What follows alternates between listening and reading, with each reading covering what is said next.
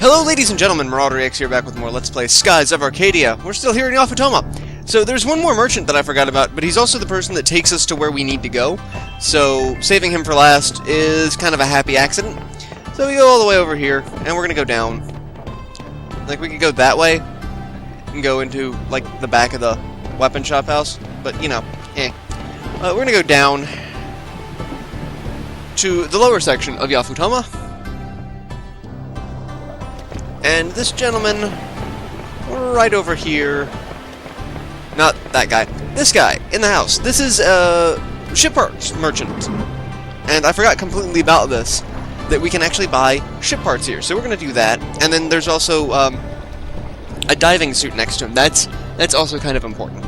So he will also, he's the one who takes us to Mount Kazai. So first we're going to buy some ship parts.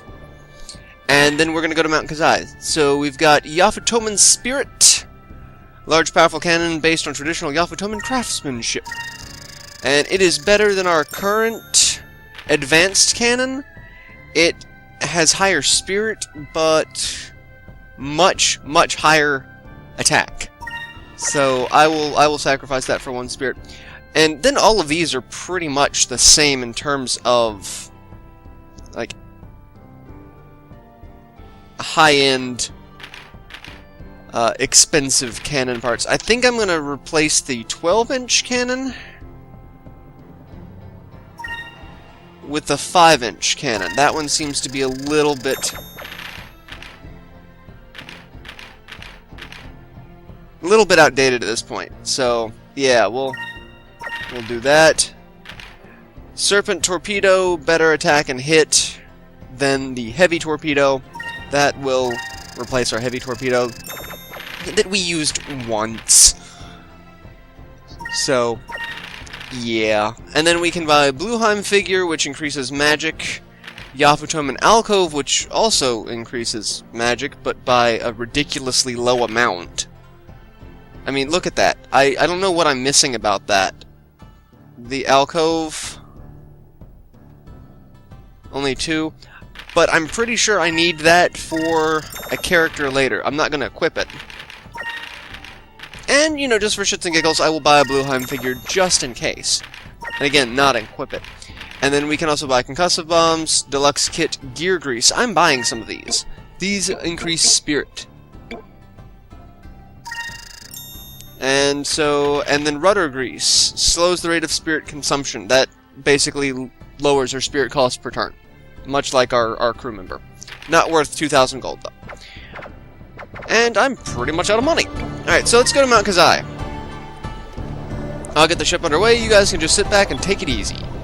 Almost forgot. If we're gonna go, you kind of need this diving suit. Deep inside Mount Kazai is a cavern. In some places there will be water. This underwater suit should come in handy. We have to go underwater, but Aika can't swim. Remember, very first dungeon, she can't swim? Yeah. But you don't need to swim as long as you're wearing the suit. Alright, I'm still gonna just say this.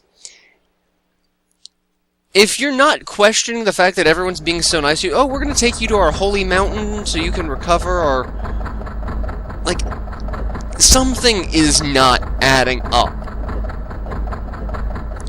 The first time they see us, they shoot at us, and then we're their best friends, and they're gonna let us go to their holy mountain to retrieve one of their holy relics. No. This... I kind of like this too. The water's so calm it looks like glass.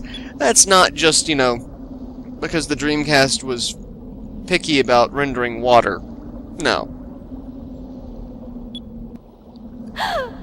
What is that thing? Yeah, what? Oh my god, what is that thing? Looks like a huge bird. That is Blueheim. That is the Blue Gigas. It is a giant blue bird.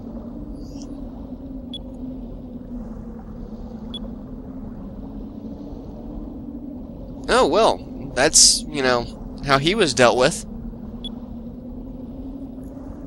The Red Gigas was trapped as a temple. Green Gigas was just trapped in rock.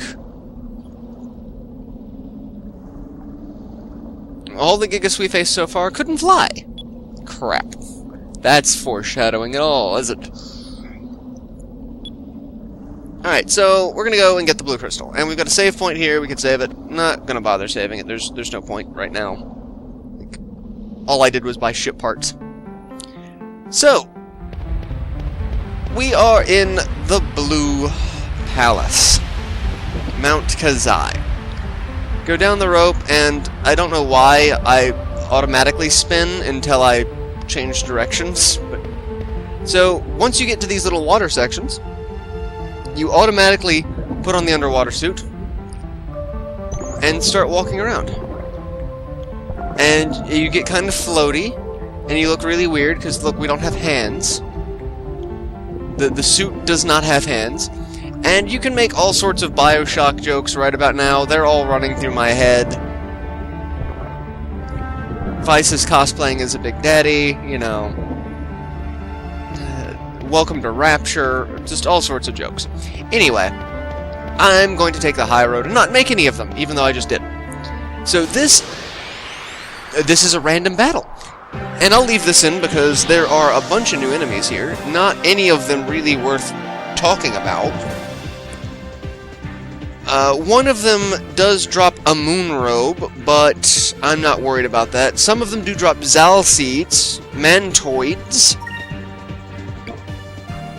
and the Sithlars here don't drop anything of note. So no one. Oh no, they're the ones that drop the moon robe. Okay, so they drop the moon robe. We've got the blue loopers. Mantoids drop Zal seeds. Cryo beasts drop Sif seeds. And the Cyphriuses drop Wevlin boxes. So really nothing that we need to worry about. And we've got new weapons. So Vice's sword is kind of a katana now. It looks kind of badass. And yeah, we're just gonna attack a looper. Aka's is a giant yin-yang, which is hilarious because when I use Lambda Burst, it's gonna go back to normal. And we're just going to attack loopers. Enrique's is just pretty much an oddly shaped sword. Like, I've never seen a sword in real life that has that type of point to it, where it gets wider toward the tip. Just never seen it. Alright, so, yeah. Yeah, it becomes the same one as her first one, because, you know, that's what they do. And you can cast Slapara Fantastic. That's going to artificially drag out the length of these fights. Yay. Oh, but it didn't stick. Cupel Spear. And dead. Oh, you're like the little lizards from the fireplace. Okay. You look like toads from way back. Alright, we're gonna Cutlass Fury, and then we're just going to attack. I didn't mean to guard, but okay. I can go with that, that's fine. And you run before I Cutlass Fury. We did it! Yes, Fina, we did. We did do it. And, like most other fights, we get 3 magic XP, fair number of XP for leveling. Alright, so this thing. It's a giant switch. It is a giant switch. And when we press it, it glows. And this giant room in front of us, which is way the hell down there, will start filling up with water at the various valve points. We saw several of them as it was panning down. So we have to find each of the switches to fill this room up with water. So we're gonna go this way. And we're gonna find all these switches. I've got a map with all the switches. And it's really not going to be terribly difficult, but it is a thing. Alright, so there's a switch. And in order to get to it, we're gonna have to get into a fight. And I'll leave this one in too. Why the hell not? It's the first dungeon. And I really feel like I'm cutting out too many fights, really. Like, you guys aren't seeing enough of how combat really works. And, I was about to say, it's just freaking loopers. Fantastic. I'm just going to build up some spirit and Rain of Swords, but all of the loopers seem like they're going to run away. Oh, no, one's sticking around. He'll get Rain of Swords. Yeah. Or not, because Vice just killed him. My plans, they're constantly failing me.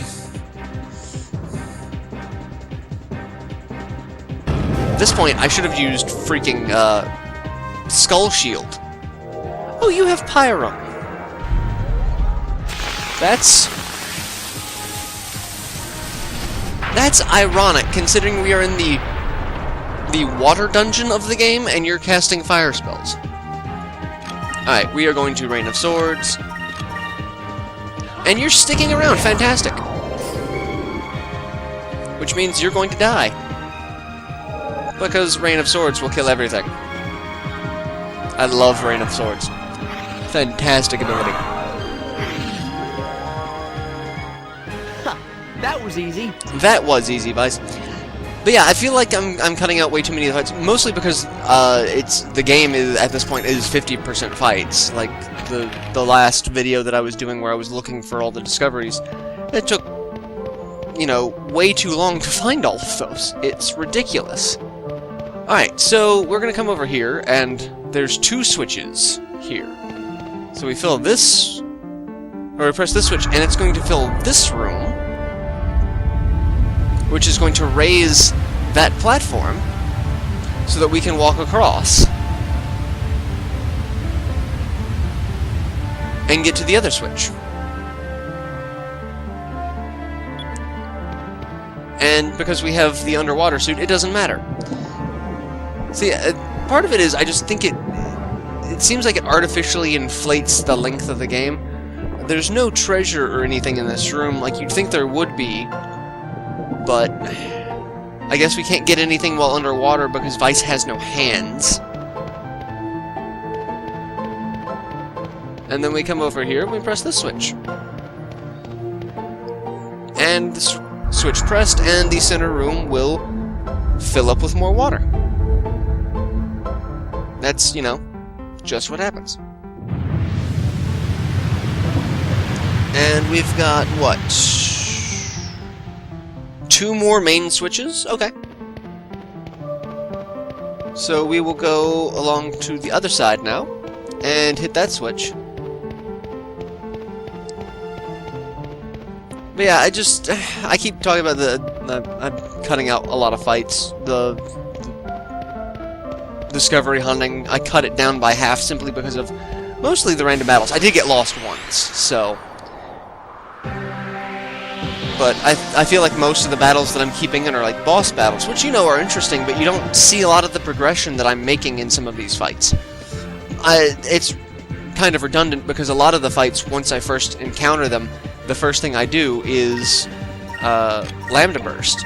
If it's not enough to actually one-shot an enemy, it makes it so the next physical hit will kill it. So it's ridiculous.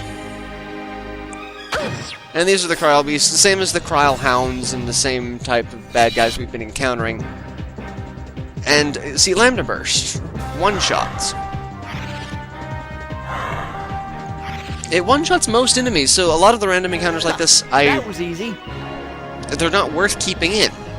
If there was a little more strategy and tactics to them, I would keep them in, but it's just not. It's rather disappointing. I kind of want to play Skies of Arcadia Legends just to see what the encounter rate is compared to the Dreamcast version. They say that it's better, but I don't know. Alright, so this room we have a lot of little platforms that we have to jump off on. So I have to make sure I get the right one. And I think this will be the last random encounter I leave in for this. Because this should be, if it's... We haven't seen all of the bad guys, but it doesn't matter. And Lambda Burst. attack Cryle Hound.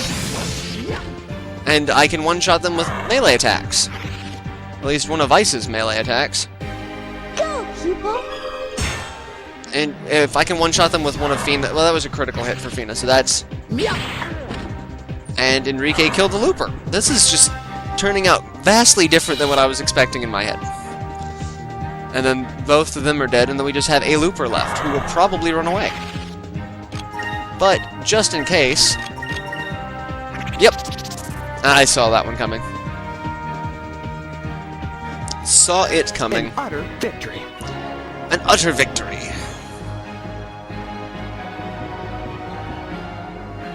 And 7:55. Fantastic.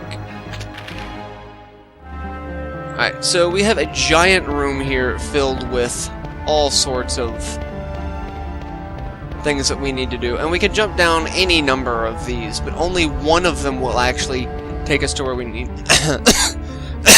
Excuse me. Take us to where we need to go. And I believe it's this one. And if not, it just takes us back. Yep. So yeah, that's the one we needed to. If not, we'll end up going back to the main room. Because we'll end up falling along the very bottom floor section, which we're going to have to do anyway. So, hit that switch, and that floods that area. And now we just have one more switch to do. This is not a very long dungeon. And it's not very long because we are actually approaching the end of Disc 1. And I wanted to talk about that a little bit too. Because Disc 1 is the bulk of the game. There is still a lot of stuff on Disc 2. But a good portion of it is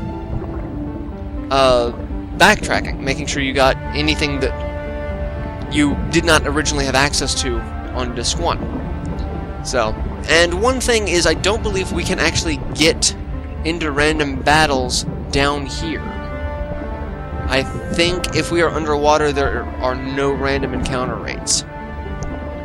And to leave we go through here. And it'll take us back up.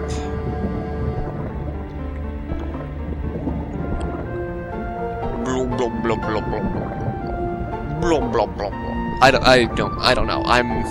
It's oddly relaxing being under the water here. And the music, it's just kind of, it fits very well. It's like, I'm just under the sea. Alright, and that's the room that we come out of if we pick the wrong one, which is on the other side of where we came in from, so we're just going to leave. Because we are done in that section. And now we go all the way back around. And we go down the last corridor. And we get into a fight. So I'm going to cut this one out. And hot damn, we got a Moonberry off that fight. And Aka learned Rizlam. So that was good. Alright, so we can go down now, I think. But we don't want to. I think we can go down there now. We may not be able to until there's more water. But we need to go this way. And this is the last passageway. And there's another fight. Yay! So yeah, we've got this one pathway here. Which, there's a treasure chest over there. That is one of the few treasure chests in this entire dungeon. So, yeah. And we need to... I don't know where I'm going. Well, down here. I think I'm going the right way. Yeah, I think I'm going the right way. The other way, I'm pretty sure, is a dead end. But it doesn't matter, because there's a fight! Okay, so... we have this little pathway here, and... we need to go down here. And there's a waterfall. So we're going to just backtrack. And I'm actually going to make this episode a little bit longer, because this dungeon is really short, but the boss fight, it can be really long. So we're going to backtrack over here. And now we are in the main room that we were just in. So somewhere around here, there's a Actually, I don't think I can get to it because the pathway is blocking me for the treasure chest. I want to get to the treasure chest before I end this episode. Or... oh no, I can't. I just gotta go around my ass to get to my elbow. Yes, the treasure chest. Why do I want to do this? Because it's a Sylvanbane fight. So we're gonna put this in, and like I said, this will be a slightly longer episode because it's Sylvan freaking Bane. We gotta do Sylvanbane. Gotta fight him. How he got here is going to forever be a mystery. Alright, so Sylvanbane, pretty much as before, we're going to attack, attack, attack, and Justice Shield. Because screw your damage. I'm cutting it in half. Oh, he's not taking nearly as much damage as he used to. I wonder why. Counterattack. He's, this is when Sylvanbane's going to start getting really, really trifling. But it doesn't matter. Because that will actually help out a lot. And we get, like, 10 spirit a turn now, so fighting him, we really shouldn't be worried too much about spirit. We should be doing alright on the spirit front. I could also cast, like, Incrum or a Glyph of Might to speed this up a little bit, but I'm going to save the ones that I've got. Mostly because he's going to be throwing out bursts. And that was a guarded burst for 800 points of damage. He's kind of a dick now, not gonna lie. Alright. Cutlass Fury. Attack. You are going to use a Sacrum Crystal. Yes. And you are going to Justice Shield. You are basically a shield whore. That's all I'm going to use you for from pretty much this point in the game onward. I mean, Enrique can do some good damage. His last special attack is fairly damaging, but it gets dwarfed by everyone else's final attacks.